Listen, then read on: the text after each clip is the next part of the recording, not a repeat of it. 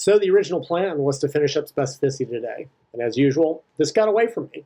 So I'm going to have to do a fifth part where I talk about practical stuff. What I want to look at today is the incredibly more complex set of issues that is specificity in the weight room, which in so many ways just seems to be more complicated than so many other sports, because as I'll talk about, there are so many variables and possibilities compared to, say, riding a bike. As I'll talk about, sometimes things that don't look specific to an activity may be specific to performance in a way that it's not the case in other sports, and I'll look at that. Also, as often as not, some of these specific adaptations are as much in the muscular system or tendons or connective tissue as they are in the nervous system. So it gets really complicated, and I'm sure I could do hours on this to look at every example, but I'm not going to do that. So today I'm going to look at all those specificity issues, and there's a bunch of them, to give the background for what I swear to God will be the final bit in part 5, where I look at how this applies to specificity of the weight room in terms of sports performance, non-weight room sports. And then I'll look at the strength sports, powerlifting, Olympic lifting, a little bit about strong man, strong person, strong woman. And then finally, what everyone is really here for, I'll talk about how specificity does or does not apply to hypertrophy and bodybuilding. And then I swear to God, after next week, I'll move on to the next topic. I swear. Well, I hope. Specificity of contraction. And I mentioned in a previous video, you've got concentric contraction, which is lifting the weight. Eccentric, which is when you're lowering the weight. And then you've got isometric contractions, when you're holding the weight. And those are all specific to a degree, in that concentric only lifting tends to improve concentric strength predominantly, and less so isometric and eccentric. Eccentric only training tends to develop eccentric strength with less impact on isometric or concentric. And isometric is even more specific, because it tends to develop strength in the joint angle trained, plus or minus about 10 degrees, unless you do it at long muscle lengths, which was shown decades ago by a couple of German researchers, Hedinger and Mueller, I want to say, I've got the book somewhere, tends to carry over to more joint angles than training it at short muscle lengths. Hi, Milo, since I know that's all he cares about. I bet you haven't read that book because you're a child and you're too young to have read anything. Now, as interesting as that is, and while studies are finding that, say, pure concentric training and pure eccentric training do different things, it's a little bit moot in a practical sense, because those studies use extremely specialized equipment, right? Olympic lifting is about as close as it comes to concentric only, although pedants will point out that, well, the catch has an eccentric component. Yes, we know. A power lifter who dumps a deadlift after lifting the bar is not really doing much of an eccentric. But in the real world, concentric and eccentric contractions are typically coupled. You typically do one followed by the other. Eccentric lifting, unless you have two really patient partners or somebody to lift the weight so you can lower it. Again, in studies, they use a machine that will lift the weight and then you lower it. And that's great, and that's very specialized. Isometric training tends to be separate, and it tends to would generally require its own, they used to do functional isometrics back in the day to fix weak points. Because if you look at slow lifting, like when you're getting close to failure, and just to point out again, I'm not advocating failure, I'm making a point about physiology. The bar may slow so much that it's almost pseudo-isometric. And athletes back in the day would do specific isometric work at the joint angle or a little bit above or below it that they tended to stall at to try to fix a weak point. In the modern era, we tend to use other approaches to do that. But it's hard to separate these out in a practical sense, but the adaptations are different, and frequently you see subtly different adaptations in the muscle or the nervous system, because you get, for example, less fiber recruitment during an eccentric, which means more type 2 fiber involvement, the fast twitch, which some studies have shown that causes greater muscle damage, although muscle damage doesn't mean much. You kind of get an idea. Like I said, in practice, these tend to be coupled, so I'm not going to really get into that too much. Moving on. To that, I'd add you can do combined contractions in different ways, right? Athletes for decades will use like a rebound, right, on depth jumps or stuff like that, or even on a squat, where they're trying to catch a rebound, which is teaching the body to do one thing. In other cases, you do it at a dead stop, which as much as it affects nervous system function, it's also sort of unloading the connective tissue, which stretch, shorten, cycle, and you load tendons and all the interconnective tissue, and it gives you a bit of a spring. But there is a difference in that, right? In, say, doing a bench press where you bring it down quickly and bounce it or touch and go versus pausing it on your chest, which decreases strength by 5%, but makes the muscles work harder and trains the nervous system differently. Like I said, it's getting complicated. To that, I briefly mentioned repetition speed, although in the majority of weight room movements, you're not really seeing particularly high speeds because just the nature of them. The Olympic lifts are an exception. The snatch happens in under 0.2 of a second. I think the clean is in a similar range. But if you're looking at a bench press, a curl, with any decently challenging weight, unless you're deliberately going slowly, you're not going to see huge variances in repetition speed. And that actually has some relevance when I talk about the role of weight training in sports performance. So let's move on. To that, I'd add biomechanical specificity, which just says that you should pick the movements biomechanically based on what you're trying to improve. Now, in the weight room, what you're choosing as an exercise is what you're doing, by and large. I mean, in swimming, like swimming, cycling, running, they each have their own biomechanical specificity, which is why there isn't as much crossover. I mean, cycling and running are arguably more similar, and swimming is different than both of them. But in the weight room, it gets even more detailed in terms of how muscles are firing, how joints are moving, what speeds, especially complex movements where you have multiple joints doing different things all at the same time. But this is really best or more easily discussed when you talk about exercise choice specificity. And then there's specificity of exercise selection, and this gets so much more complicated. So go back to the thing I want to talk about, the bike or running or swimming. There's only so many options, right? If you ride a bike, you can ride a road bike, you can ride a mountain bike. I guess you could do cyclocross, which is a road bike frame with mountain bike tires. But there's only a few options, right? Running, you can run on a track, you can run on grass, you can run cross country, but it's all still running. And then you get to the weight room and all bets are off. So, because there are far more variations on any given movement that will be specific to one degree or another. And this is a continuum where, yes, the further you get away from a movement, the less specific it will be in terms of carryover or transfer. But it's never going to be as zeroed.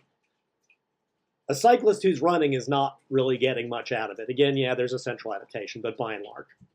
But consider back squatting. There's multiple types of the back squat. High bar, where you sit mostly straight down. Generic power squat, as I call it, which is a little bit lower bar, usually top of the delts, where you sit halfway back and halfway down. And then that extreme low bar powerlifting squat, where you sit very far back. That's just the back squat. Depth can vary, which changes muscular involvement and has to do with, will change the adaptations. You also get into that transfer issue, right? A deep squat will tend to improve a partial squat, but a partial squat will not improve a deep squat. But it might improve the top end of a deep squat. Already, we're getting, okay, a front squat is very similar to back squat, and vice versa, and might improve that. An overhead squat, less so, tends to be limited by the upper body, but it's still a squat pattern. The Zercher squat is a squat pattern with the bar held in front, but that's usually a weak point exercise to help you keep more upright. Safety squat bar. And all of these can be done to a degree, sitting down, back, like already, we've got 15 variations on the squat alone that are going to be different degrees of specific and will carry over in different directions, depending. Now, will a front squat improve the back squat as much as back squatting? Probably not, but it might fix a weak point. It might still improve squat performance by more adequately or directly fixing a weak point. If a lifter tends to get tipped over, they might be better off Zercher squatting to force themselves to have to sit up more. Even though it's not the back squat, it might improve performance better than just back squatting more. And you can go even further. Then we get into the pendulum squat and the hack squat, which are machine movements but are still a squat pattern. And when I trained Sumi, because I had to use mostly singles with her, she did a lot of deep hack squatting to build her bottom position in her back squat. Was it specific to the back squat? Maybe, maybe not, but it was specific to improving her performance. What about the leg press? Well, it's definitely not a squat pattern since it takes the upper body out of it. But if someone has weak legs and doesn't just want to back squat and back squat and back squat until the brains fall out, a leg press might improve leg strength better. And note that Ed Cohn did one-legged leg presses as an assistance movement. So that might, even as non-specific as it is to the back squat, still improve back squat performance. Or by being an easier way to develop lower body hypertrophy and increase muscle cross-sectional area, that might improve performance, since maximum strength is a function of nervous system, which includes coordination and skill, along with muscle size. What about leg extensions? Well, Jesus, leg extensions seem completely non-specific. And there's an old study I'm going to mention because it makes a point, but it also makes 2 points. Leg extension is nothing like a squat pattern, but the Chinese Olympic lifters do them. Why? To build bigger quads, which gives them more strength potential in the back squat. So we have this continuum from back squatting, if that's what you're trying to improve, like you're a power lifter. And I don't know what they would, front squat, Zercher, safety squat bar, overhead squat, pendulum squat, hack squat, leg press, leg extension. Obviously, it's a continuum. And this is also why we divide into, competition movements and then assistance and supplementary, which I group together because I'm dumb, and then donkey work, right? But just talking about specificity, you can see how there's crossover. So there's this old study on specificity, and here's what they did. They had one group back squat, and they had one group do leg extensions.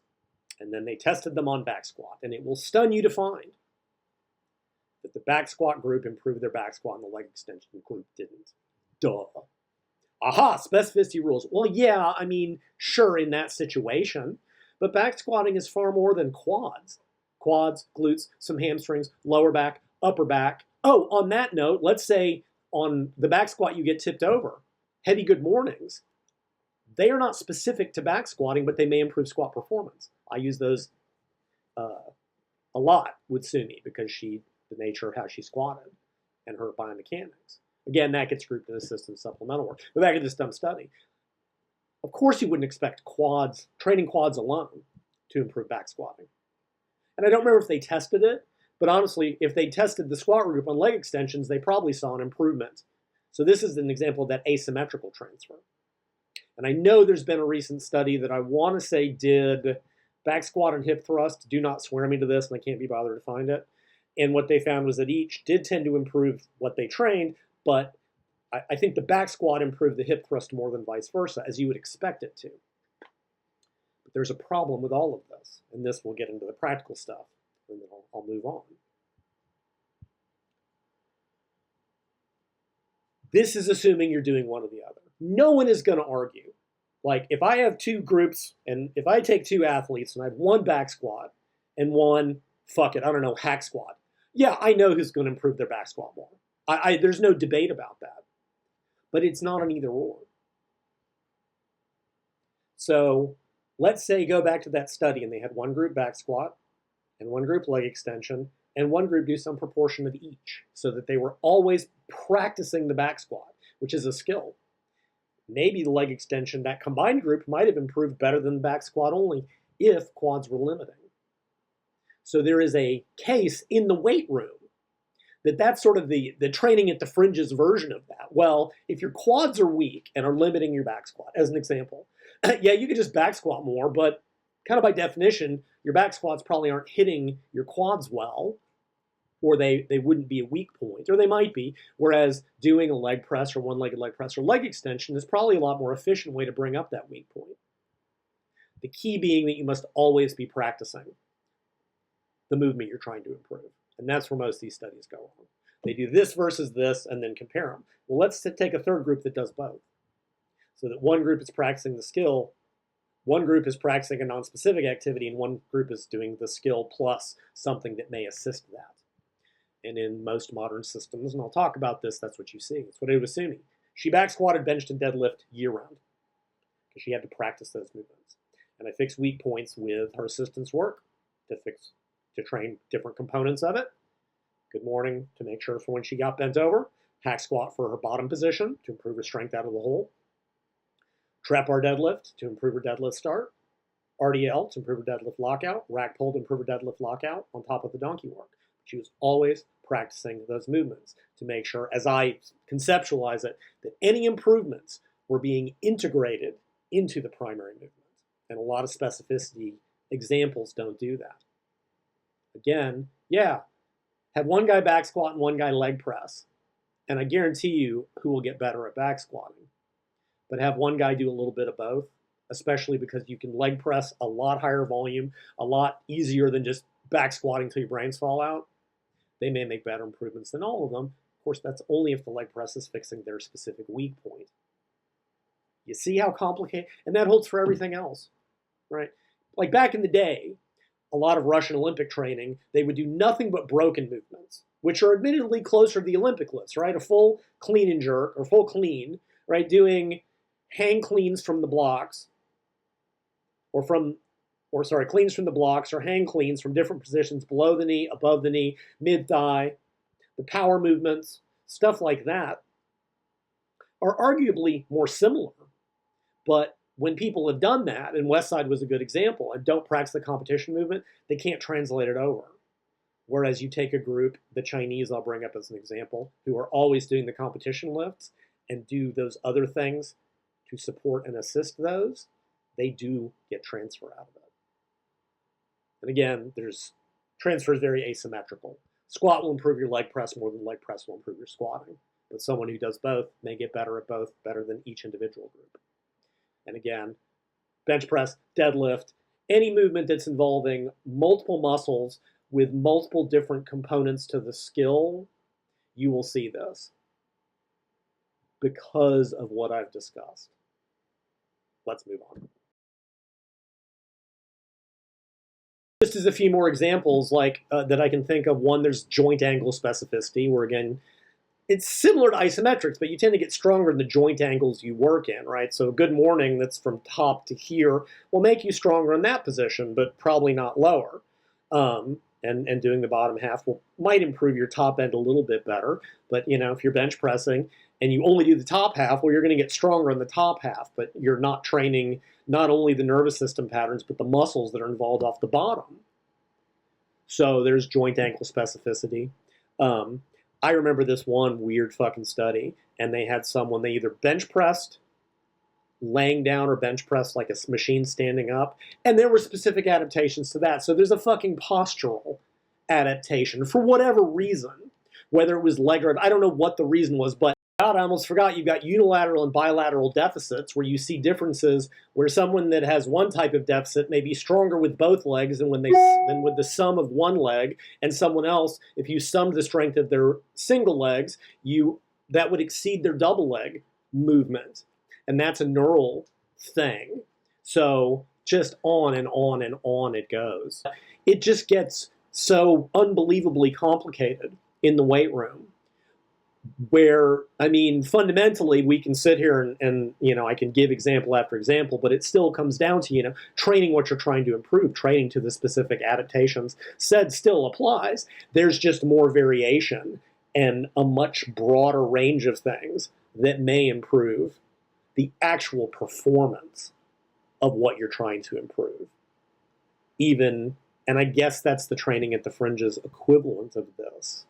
And I'll give another example when I come back to Olympic lifting. So since I'm talking about adaptations, there's another case where specificity holds. So then moving to physiological adaptations, we've got, this has to do with the interaction with called acute training variables, which is really kind of a different part of this video series that I will literally never finish. But you're talking about the number of sets, the number of repetitions per set, the proximity to failure / 0 reps in reserve, the percentage of weight on the bar, usually as a percentage of maximum. I did a whole video about why that's a problem. Or you can work, repetition maximum, loading, the rest interval, all come together, along with things like contraction type and contraction speed and how they're being done to determine what adaptations are being seen within the given exercise that you're training. And I'm not going to get involved in a bunch of stuff like reactive ability and rate of force development and things of that nature, since I just don't have the time or the space. So the three I'm going to focus on are maximal strength, muscle hypertrophy, and local muscular endurance. So let's look at each. So maximal strength is typically going to be defined as your ability to lift heavy weights, and I'm going to use it here to indicate one repetition maximum, the heaviest weight you could lift once, as a rough definition. So here are the loading parameters that are typically used. Sets of 5 or less, generally 85% to 100% of one repetition maximum in the movement that you want to train, generally with longer rest periods because you need to maintain weight on the bar. All right, next up, which y'all are here for, muscle hypertrophy. And for the time being, I'm just going to treat hypertrophy as a single adaptation, and here are the typical loading parameters. And here you'd see typically somewhere between 6 and 15 repetitions per set, somewhere between 60, 65% and 75 to 80% of one repetition maximum. You typically see relatively shorter rest intervals depending on what's being done. Usually at like the lower end of the range, 6 to 8 or 10 repetitions, a little bit longer because the focus is more on tension, and the higher repetition range is a little bit more on fatigue and energetic stress, and that's where you get into that separation between myofibrillar hypertrophy and sarcoplasmic hypertrophy, and as much as it can be separated. There's a big exercise selection component here, but I'll save that for later. So let's finish up with local muscular endurance. And then finally we get into local muscular endurance, which is exactly what it sounds like. It's the muscle's ability to resist fatigue and continue contracting in the face of accumulating waste products. And loading parameters for this are rough. You'd see much higher repetitions, 20 to 25 reps, typically 50% of 1 RM or less, with a very short rest interval. When I say short, I might mean 30 seconds. The goal here is to expose the muscle to significant amounts of waste products, to teach it, to continue generating force against those. We did a lot of that for speed skating, where we would do high rep, true skater squats, not the bullshit you see online, for either maximal sets of 50 to 60, as many as we could do, or I would typically do sets of 25 on the 30-second rest interval, and waste products just go up and up and up. So that's local muscular endurance. And make no mistake, the primary adaptations to those types of training are specific, but there is arguably more overlap, at least in some cases. So sets of 1 to 5, yes, will develop mostly maximal strength. We know that if you do enough sets of, like, say, sets of 3 to 5, you can get muscle hypertrophy. But you will get almost no muscular endurance, except for indirectly, and I'm not going to get into that. If you do the traditional hypertrophy range, you will get predominantly muscle growth. And again, we may separate these out into preferentially myofibrillar and sarcoplasmic later in the video. You will get some maximal strength improvements because it's heavy, it's just not as heavy. And you will get some local muscular endurance components, again, depending on where you are in that range. Hypertrophy sets of 6 to 8 will give you more maximal strength, less muscular endurance. Hypertrophy sets of 12 to 15 will give you more muscular endurance and less maximal strength. Because again, they're closer. And then finally, muscular endurance training, predominantly local muscular endurance, very little maximal strength. But we also know now that done certain ways, that type of low load training can generate hypertrophy. It has to be to failure. Again, not advocating it. Stop saying that I am, Mike. It has to be to failure. If it's by itself with blood flow restriction training, you don't have to go to failure. Because what's happening by the end of a set of 30 to failure, you're getting high muscular contraction, just like if you did a normal set of 5 or 8 or 10, closer to it. But you'll get very little maximal strength, maybe as a beginner through learning. So there is more overlap. Hypertrophy has arguably the largest overlap, interestingly. Enough sets of 5 can do it. The traditional hypertrophy range, which I will still argue is the most efficient range, article on my website I'll put a link to, and then very high rep training to failure, which is an extremely inefficient way to do it, but it does work.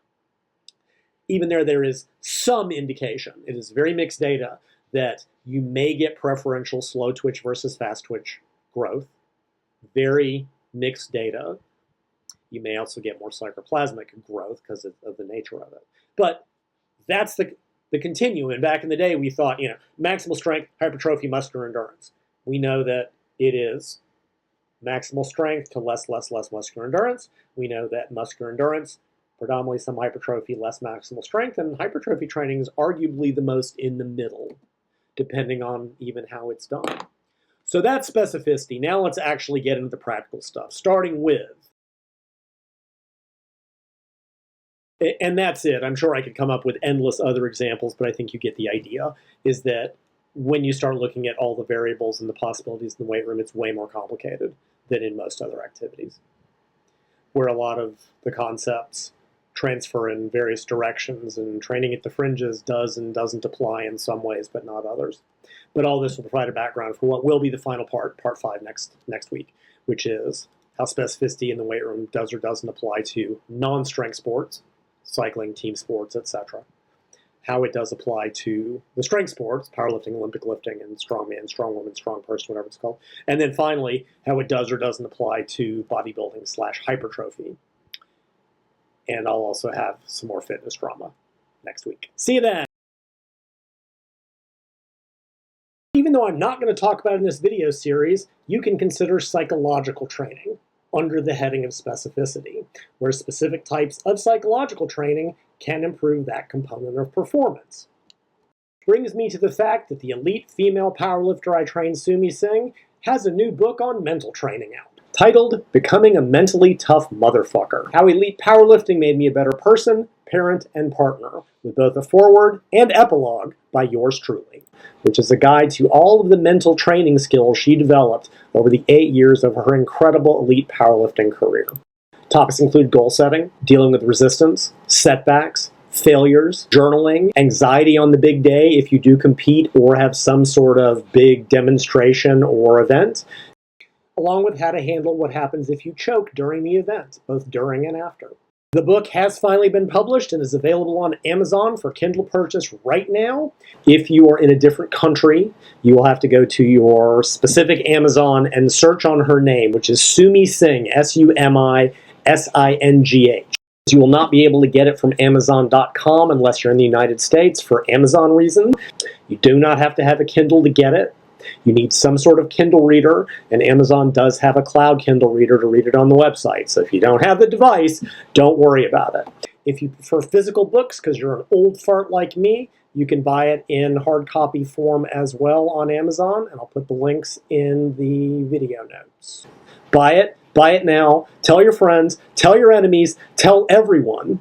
And consider sending a copy to both Mike Israetel and little Milo Wolf, because God help me, they both need help butching the fuck up and developing some mental toughness. Buy Sumi's book. You won't regret it. For the record, I neither read nor respond to comments on YouTube or Instagram, because I don't care. Mind you, I don't delete comments I don't like most of the weak-minded babies in this industry either. If you think my content is great and want to tell me how awesome I am, fantastic. If you think I'm a dumb asshole and want to call me names, also fantastic. I don't care either way, because I have better things to do. If you have questions that you want me to potentially read and or respond to, or most likely ignore, send them to questions@bodyrecomposition.com. Might get to them, might not. It's part of my charm. Oh yeah, I recently added a playlist to my channel. My buddy Solomon Nelson, who does some fantastic videos taking down the cretins in this industry. I've put the link directly to that playlist in the video comments, and you can also find them however you find playlists. He deserves the exposure. Go check him out.